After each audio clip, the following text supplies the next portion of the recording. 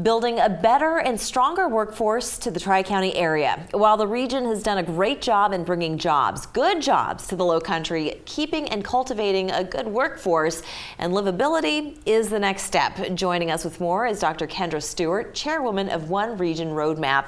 Thank you so much for joining us.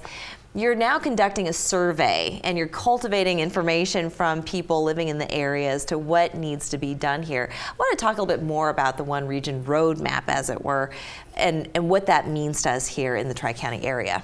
Sure. Well, the roadmap is going to be the plan, hopefully, for the next 5 years or so that will help with the economic recovery and resiliency of our region.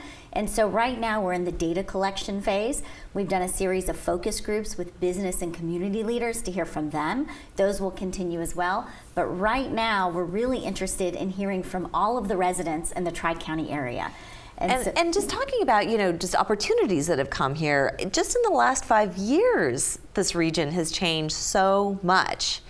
So when we're talking about building jobs and more opportunities, maybe you can tell us where we've come in the last 10 years, let's just say. Sure. I mean, Charleston has really become a heavy hitter in a number of industries that are much higher paying industries, better job type of industries. So industries such as the biomedical or the aerospace industries. And so we've had tremendous success in bringing really great anchor employers to the region. And now we just have to make sure it's still a great place for the workforce to live and to thrive. And that has been the challenge, which is always the case. When you create a great city, people want to live there. That's right. And as people move in, which has been, the tremendous growth we've experienced, what happens is, of course, the affordability becomes a challenge. And so we're trying to make sure that all people in our region have access to what makes this area so livable. So great jobs and housing and transportation and so forth. And education too, I would imagine, education. Right? Because when you're talking about bringing some of these industries to Charleston, to Dorchester, to Berkeley counties, you also need the education to keep up with that pace and to have some homegrown talent. Because we've also, in addition to the industries that you mentioned, technology is another big one, being the Silicon Harbor that we are here, right? Completely, yes. And that's something really our Chamber of Commerce and the Charleston Regional Development Alliance have been working on for at least the past decade. Both workforce training, starting back in the high schools, but also our institutions of higher education. I teach at the College of Charleston, and we've been really focused on making sure we have the right programs, the right degrees, the right master's degrees for the region that's going to be feeding into all of these great jobs that come here. Because we don't want to be a region that just supplies that first line of workforce, right? We want to be also supplying the higher level folks, the managers, the directors, and so forth as well. And you alluded to some of those challenges, and that is livability, affordability, I should say, here in the area. With so many people coming to either retire, who come with cash in hand, let's just say, but for people who actually want to make a living here, to afford to live here has been a challenge. So how do you anticipate, and what are some of the things that you've been hearing on the street to improve that?